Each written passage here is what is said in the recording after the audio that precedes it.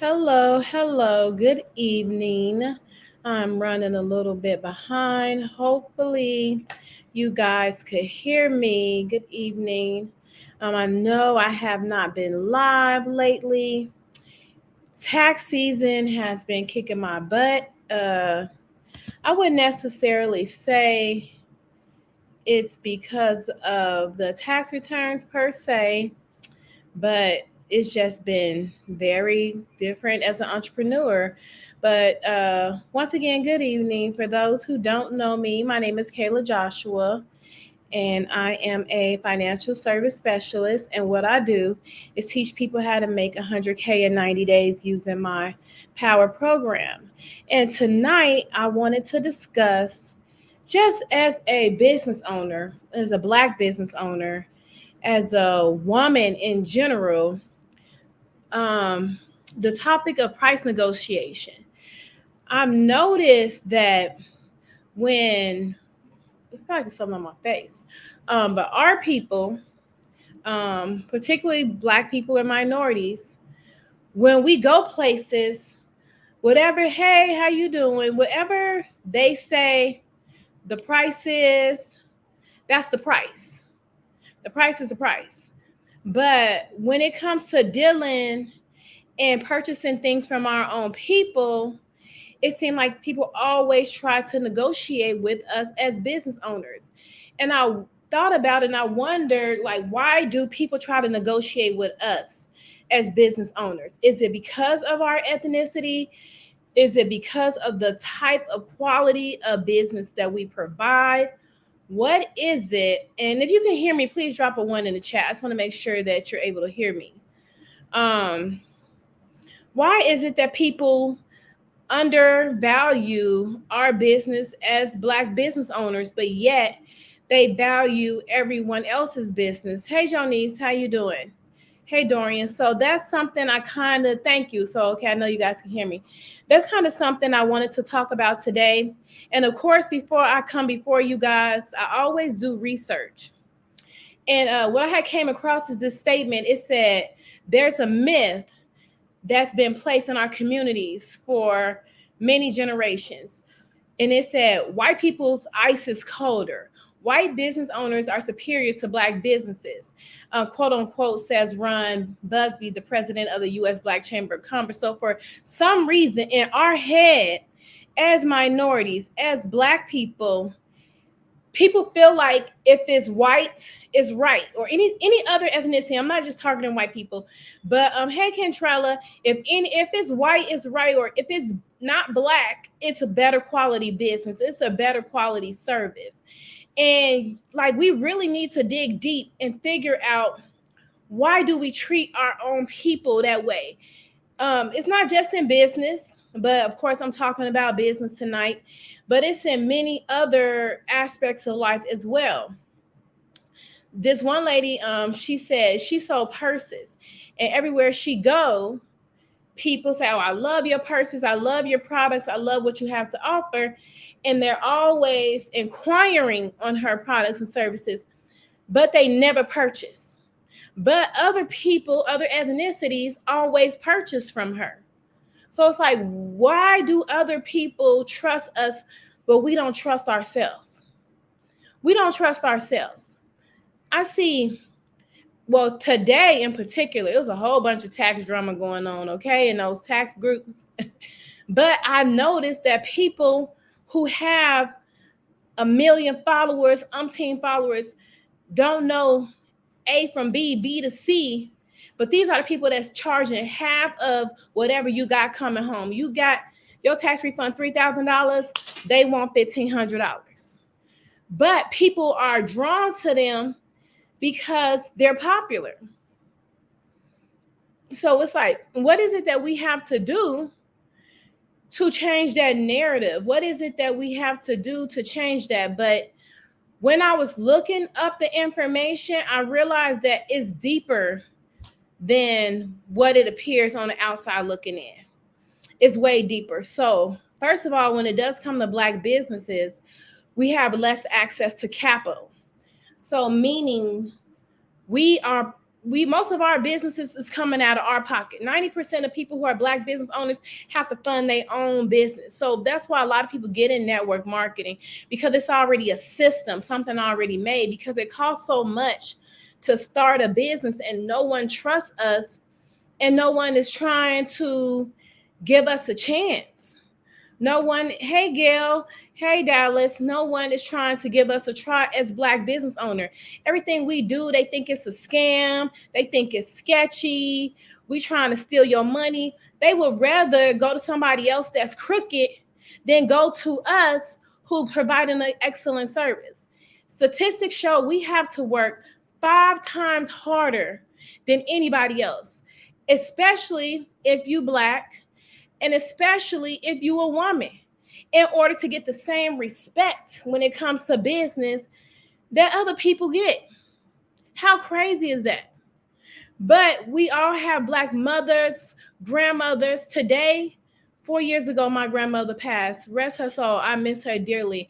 And I wish she could see where I'm at right now, because it took time. It was a process to get to this place. And I'm not talking about money.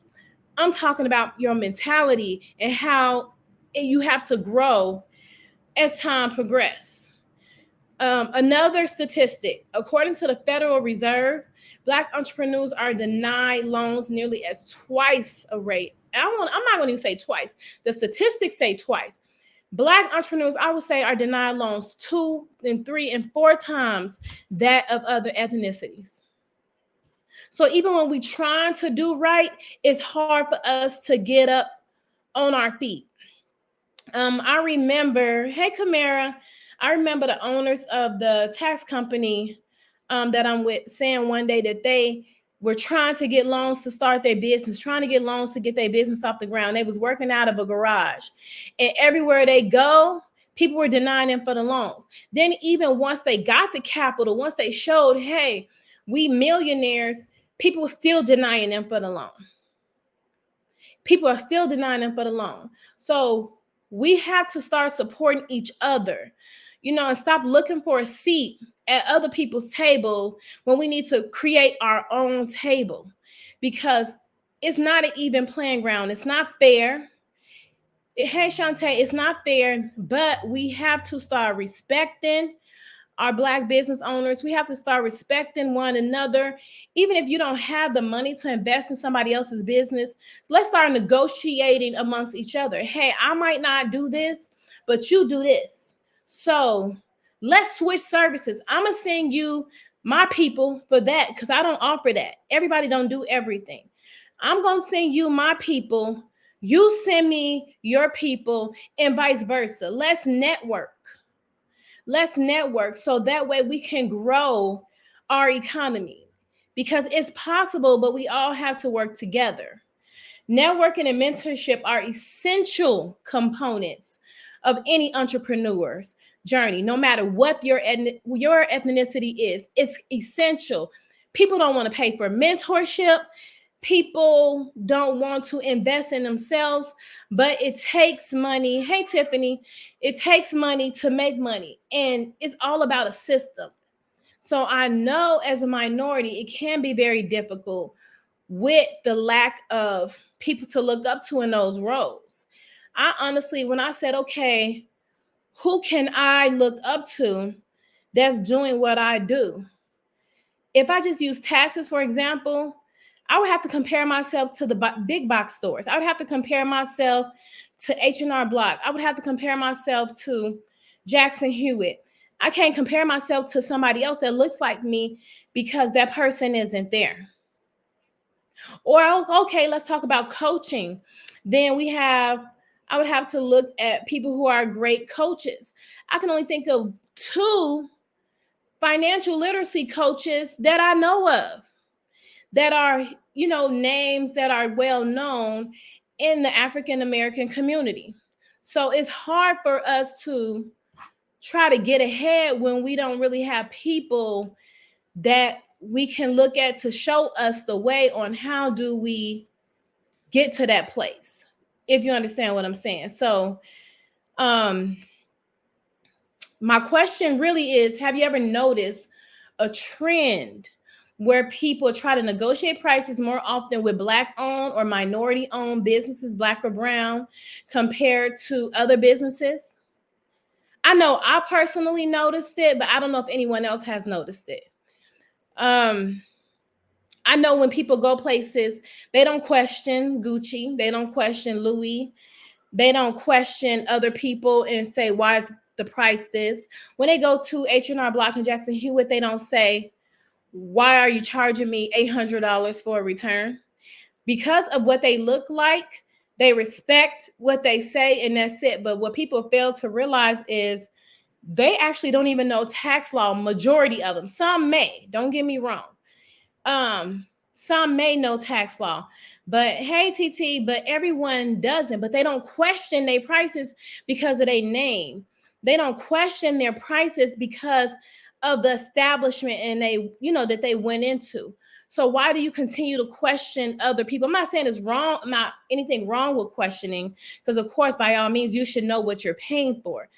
But I noticed that people question what we have more so compared to other people. And I'm just being, blunt about it. I'm just being transparent.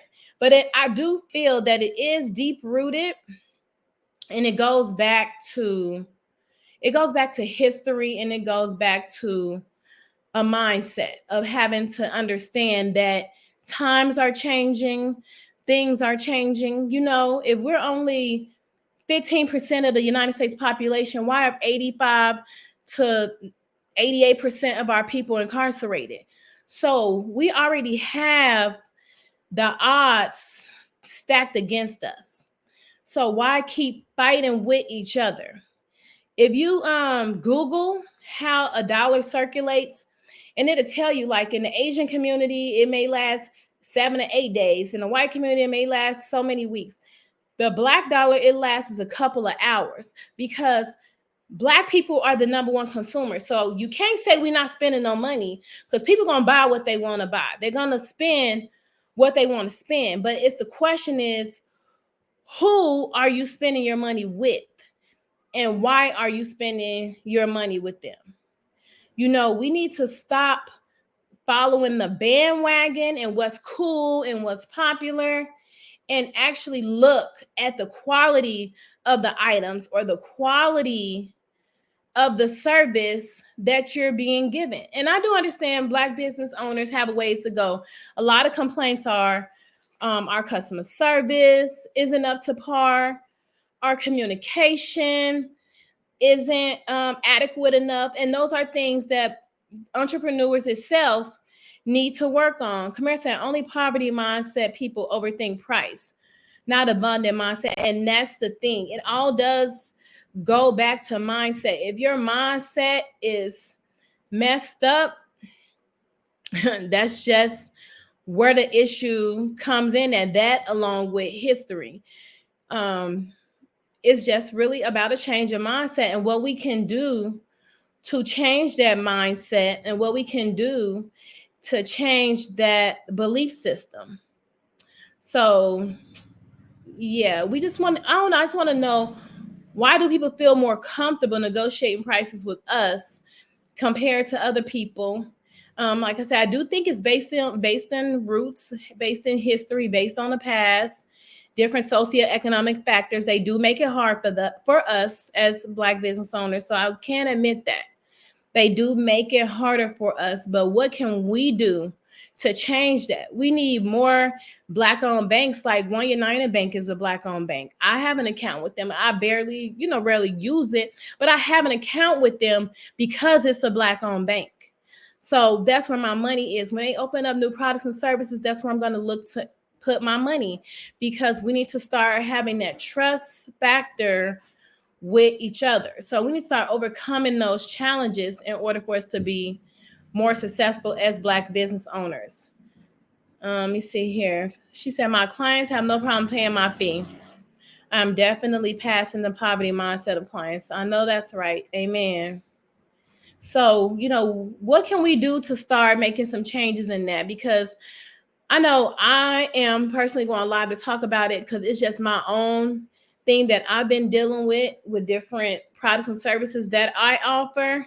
And so I just wanted to know, like, what is it that makes that huge difference, and what can we do as it's One United Bank. One United. It's based out of Los Angeles, California, I believe. I have a savings and a checking account with them. But what can we do? Y'all, it is really something on my face. I don't know what the heck it is. It's irritating me. But what can we do to change that poverty mindset? So let me see. So the first thing is basically mindset and belief system, which Kamara spoke on without even me having to say, because that's exactly what it is. Your whole entire mindset has to change, exploring a different phenomenon. So what is it that makes us feel more comfortable doing business with other people versus our own people?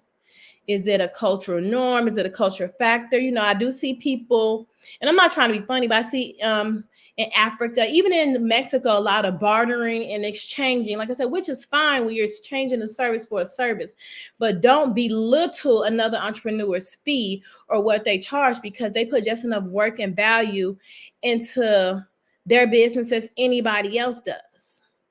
So that's a main thing too, that I noticed as well. I've been working part-time for TurboTax, and I've been explaining talking to my business owners about it, as well as my family. Like, I noticed that there is definitely a gap when it comes to education, definitely a gap when it comes to resources. When I'm doing a TurboTax client, they have 1099 SAs because they have HSA accounts. They have 1099 SAs because they sold property or inherited property. Their first job, they're making $45,000, $50,000 a year. All type of forms. They have a lot of forms from Fidelity or any of the brokerage firms, Robinhood, because they're investing their money, because their mindset is different. Like, a rich person's mindset is to invest, and then with the rest of the money, figure out how you're going to pay your bills. Where a poverty mindset is pay your bills, and whatever you have left over, that's what you need to invest. But how come our mindset is so different than everybody else's? And I think that's why we're so behind when it comes to other races. And we're still needing to catch up. We're needing to catch up. When I'm speaking to my clients, most of the time of the same ethnicity, I'm still having to break down what, hey, Domain, I'm still having to break down what earned income credit is, what child tax credit is, who qualifies for that and who doesn't, which is stuff that other people are learning as teenagers and kids in college before they even ever prepare their first tax return. They're coming with this knowledge prior to us. And when I explain the same thing to our people, it's going over their heads. And it's getting to the point where, like, it's sad and it's sickening, because why are we so behind the curve? Why are we so behind the curve? And why do we treat each other like nothing? Like our business isn't worth anything or worth nothing. So even as myself as an entrepreneur, I'm going into my 6th tax season. I really didn't even know that. And I've been doing credit repair for even longer. Your price is your price. Value your price and the quality of what you bring to the table. Because it's a lot of people who's charging you $1 million. And like I said, they don't know A from B and B to C, and can't even explain to you how to go over their tax return, or explain to you why your credit is what it is. But when somebody who is ethical or somebody who's knowledgeable tries to explain these things, then your first mindset is, oh, it's a scam and it's a problem. But what people fail to realize too in business, when people charge more money, they trust you. Isn't that crazy? If 2 different people doing the same thing, one person charged $1,500 and the other person charged $1,000, they're gonna go to the one that charged the $1,500, because they feel like, oh, they're charging more, so their value must be worth more. And that's totally not the case most of the time. Totally not the case, because people are so driven by materialistic things and people are so driven by numbers that they're just looking at a price tag when they don't know what comes along with that price tag. So I just want everybody to be a little bit more mindful when it comes to doing business with each other, as small business owners. Even though the group is named Small Business Owners, we're going to think bigger because we are big business owners, big business.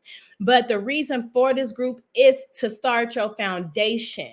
Start your foundation, because a lot of things that I may feel are basic may not be basic to the next person. Another person may not know the difference between a solopreneur, a LLC, a S corp, a C corp, a partnership, etc.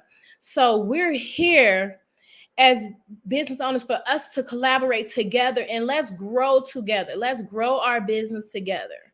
If you don't know, don't be ashamed, because what they say, closed mouth don't get fed.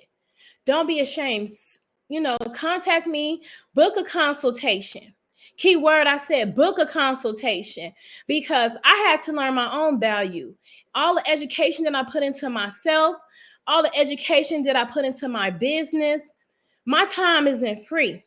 You're not going to continue to milk me and drain me because my heart is so big. I have a big heart, and that's what the group is for, to drop tips and nuggets and jewels and gems. But if you want to deep dive into your business, let's do that, because I want us all to be successful. But time is money. Money is time. We all have to grow, and we all are on different wavelengths. So let's grow together. Let's make sure we're all successful, and let's try to circle, the bag, circulate, I should say, not circle, but let's try to circulate the Black dollar a little bit more. Let's advocate for ongoing education and awareness when it comes to addressing these concerns, when it comes to dealing with, Black owned or minority owned business, because it really is an unconscious bias, and I feel that sometimes it's unconscious between each other, not just putting it on other ethnicities. Some people can be discriminatory against their own race because of the things we heard and the things we witnessed and dealt with back in the day. And we felt that, because it's coming from this person, that it must be good. So let's start looking into that and start being more observant of that. So before I close, what type of steps will you take to support a minority-owned business ongoing? So what are some steps or things that you can do? And drop them in the comment section. Even if you're watching a replay, let's help each other. What are some steps that you can take to support a minority-owned business and be more conscious of how we treat each other? Let's go there. And I do want to, once again, apologize for my absence, because I've been so busy with tax season. No excuses, because consistency is key. But I do want to make sure that I'm remaining consistent and sharing the information I do have to share with you guys, because knowledge is power. I have so many people telling me, hey, Kayla, we missed your lives. It was a blessing to even hear that, because I know that I'm not doing this research. I'm not going through all of this just in vain, that it is some people out there really listening and taking heed to the information that I do take and drop with you guys. So once again, my name is Kayla Joshua. I'm a financial services strategist, and book a consultation if you have any questions. You can reach me at joinkayla.com, and you will be able to access my website. It's a link to the Facebook group. If you're a small business owner, invite other small business owners to the group. It doesn't matter what your ethnicity is. We're all in this together, but I would be lying to you if I didn't say that my heart isn't focused on, hey, sis, hey, Minister Adderley. I would be lying if I didn't say to you that my heart isn't focused on minority-owned businesses, because that's where I come from. I didn't have anybody to teach me how to run a business. I personally had to pay for mentorship. And once I got a mentorship, I realized it wasn't even about making money. Majority of the time you're in mentorship is so that way you can learn how to change your mindset and get out of that poverty mindset to grow. But just like the Bible says, you have to be around like-minded people. If you're not around other people on the same journey, you're going to get stagnant. You're not going to grow. You're not going to go anywhere. And I'm just being completely honest and transparent with you. So reach out to me if you have any questions, concerns, and oh my goodness, I miss you guys so much. But once again, like I said, my name is Kayla Joshua, and please definitely drop your tips in the comment section. What are we going to do? It's cohesiveness to change our mindset when dealing with minority-owned businesses, okay? All right, you guys have a nice night.